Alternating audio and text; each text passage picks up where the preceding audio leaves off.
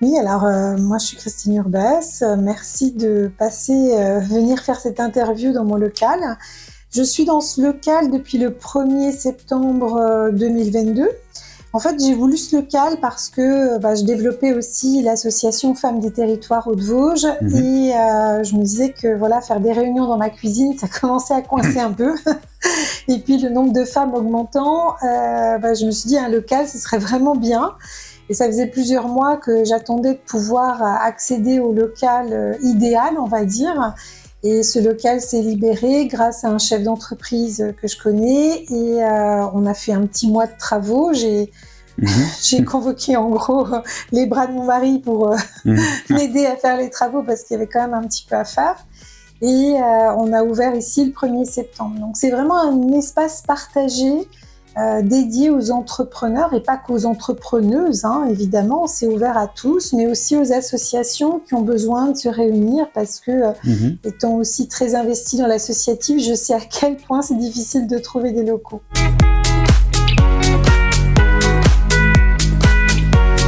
Alors, Créa Fabula, je me suis lancée en janvier 2021. C'est un projet que je cogitais depuis pas mal de temps et où je me disais que je me sentais plus assez légitime à continuer à accompagner des créateurs d'entreprises en tant que salarié. Parce que on peut pas dire aux autres allez-y, poussez la porte de l'entrepreneuriat sans avoir franchi cette porte-là, sans savoir ce que ça fait. Et franchement, je pense qu'aujourd'hui je le regrette pas dans le sens où quand j'accompagne, je sais à quel point ce passage peut être complexe et peut faire évoluer la personnalité aussi.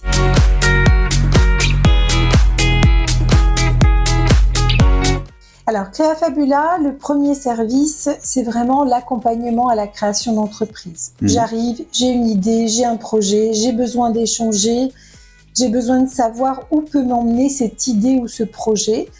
J'accueille à tous les stades, c'est-à-dire ça peut être juste l'idée, ça peut être le projet en morceaux qu'on n'arrive pas à assembler, ça peut être la recherche de financement, ça peut être d'autres démarches qui vont être vers finalement la finalisation de la création.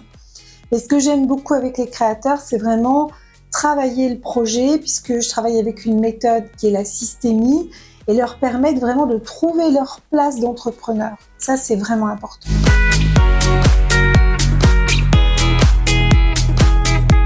Alors, il y a le côté validation, c'est sûr, c'est un peu ce qu'ils attendent. Après, j'ai pas de boule de cristal. Ouais. Je veux dire, la validation du projet, elle se fera par leur comportement entrepreneurial. En fait, c'est surtout ça qui va faire que le projet va évoluer.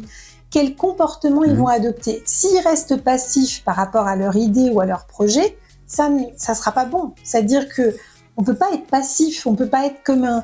je veux dire, le matin, on se lève, il y a personne qui vous dit « Tiens, faut faire ça ou ça ». Alors moi, je les guide, mais je suis pas H24 avec eux, je suis pas leur maman, je suis pas leur nounou. Ils sont chefs d'entreprise, ils sont déjà dans cette posture de chef d'entreprise. En tout cas, ils doivent l'être. Et ils doivent adopter cette posture-là. Une fois que ça, c'est acté, alors moi, c'est une des premières démarches que je leur demande, c'est identifier, donc on travaille à partir d'un livret que j'ai conçu, qui est un livret d'entrepreneuriat, et on va travailler déjà sur la posture, c'est-à-dire qu'est-ce qui peut bloquer dans le fait d'aller dans cette démarche entrepreneuriale, parce que le projet peut être très bon, et la personne peut se bloquer elle-même par rapport à sa posture, c'est-à-dire elle arrive là avec ses compétences, son histoire, ses expériences, comment on l'a formatée aussi depuis toujours, soit belle, soit forte, soit grande, soit tout ce qu'on veut. Mais techniquement, il va falloir dépasser ça pour devenir entrepreneur. Mais pour pouvoir le dépasser, il faut reconnaître là où on a des limites. C'est-à-dire, autant on peut connaître ses forces, autant il faut identifier ses faiblesses. Je leur demande d'en identifier 3 pour que quand elles arrivent, on sait les reconnaître et on sait les dépasser. À partir du moment où on sait franchir ça, on peut tout faire derrière.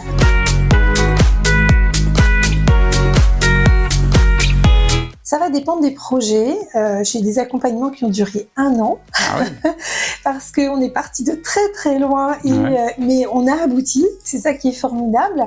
Et c'est ça la force de l'écosystème qu'on crée autour du projet, c'est que quand on sent que le projet il doit y aller, on se met tous autour et on y va en pouce, quoi, en gros. On fait en sorte que le projet, il avance. Et puis après, il y a des projets qui, des fois, en 2-3 mois, vont être aboutis. Voilà, on vient d'ouvrir, hier soir, on a inauguré Happy Woman. Ouais. Et ça s'est fait, voilà, parce que la créatrice Stéphanie Rapp est très dynamique dans ce qu'elle fait. Elle avait très envie d'y aller, elle avait beaucoup d'idées. Et puis, c'était surtout structurer son projet. Et voilà, ça y est, c'est ouvert et c'est parti.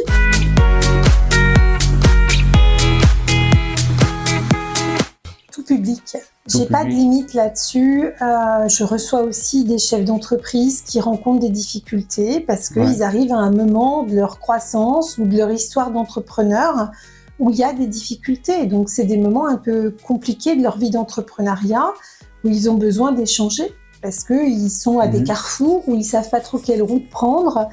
Il y en a beaucoup dans ceux que j'ai rencontrés dernièrement qui ont perdu leur savoir-agir entrepreneurial. Alors suite au Covid, par exemple, parce que ça a beaucoup bousculé à la fois leur clientèle, leur marché, leur façon de faire. Il y avait comme une perte de sens dans ce qu'ils faisaient. Et c'est fatigant aussi d'être entrepreneur. On est seul avec ce qu'on a à faire. Et de temps en temps, se poser là, pouvoir échanger, pouvoir se dire comment on peut avancer. Donc, j'utiliserai pas le mot coaching parce que je déteste ce mot-là, mais c'est vraiment de l'accompagnement pour remettre un peu d'ordre quelque part dans les idées et de se dire, de renvoyer un écho positif aussi en disant allez, on peut continuer, on peut y aller, quoi.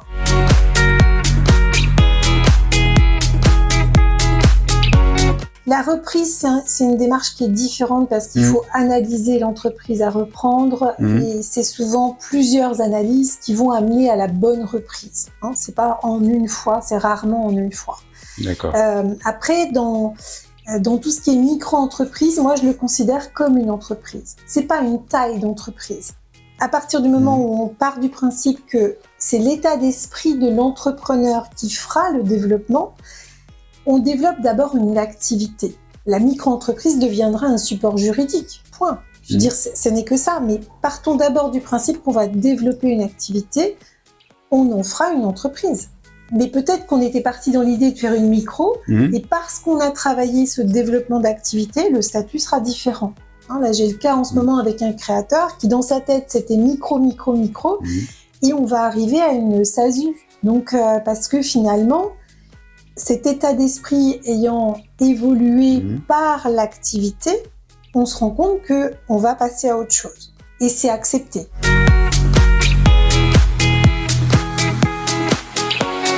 Non, c'est complètement différent. En général, je travaille avec le DLA, donc c'est un dispositif local d'accompagnement qui est porté en financement, entre autres, par les départements.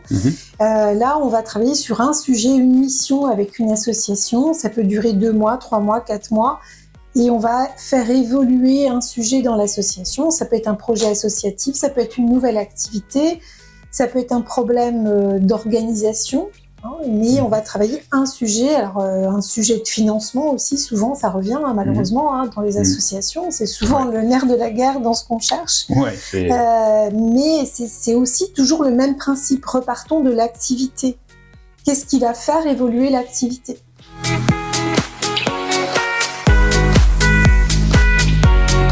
Alors, mon idée, mais alors ça, je m'y suis prise un petit peu trop tard parce que j'étais un peu trop chargée dans le planning.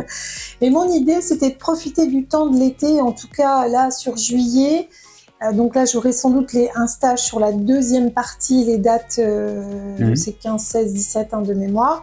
Mais sur le premier stage, là, j'ai pas d'inscrit parce que c'est de ma faute, je m'y suis prise un peu tard. Mais l'idée, c'était de profiter de l'été pour faire un temps autrement autour de la création d'entreprise. C'est aussi de faire intervenir des personnes qui ont déjà créé sur différents sujets, de l'assurance, de la banque, des sujets aussi de comment moins stresser quand on entreprend. Voilà, tout simplement parce que c'est des moments évidemment un peu tendus dans la vie, un peu stressés, et on ne sait pas où on va finalement. On ouvre des portes, on ne sait pas ce qu'il y a derrière et pour combien de temps.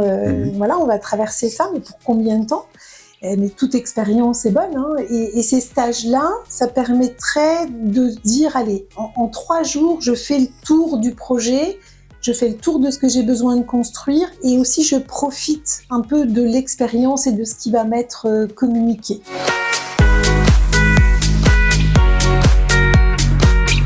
Tu n'avais pas calculé? Il y en a Non, beaucoup. je calcule pas, il y en a beaucoup. Il y en a beaucoup. Ouais. Donc, qui sont devenus entreprises. Oui.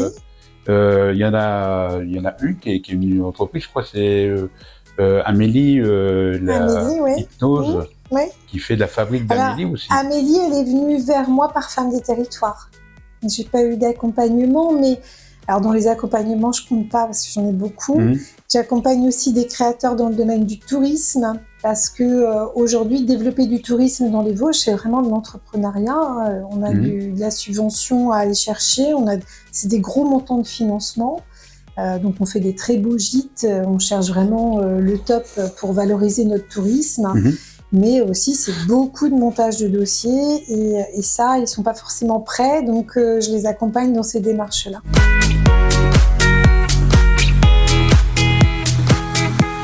Alors, Créafabula, c'est place du marché à Saint-Dié, au 20 rue Concorde. Alors, pour ceux qui connaissent bien Saint-Dié, c'était notre ancien pressing de la place du marché.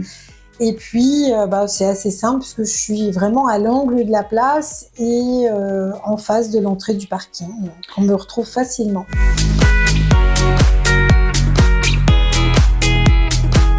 Oui, Créafabula est présent sur les réseaux sociaux. Il y a une page Créafabula, une page Atelier Créafabula.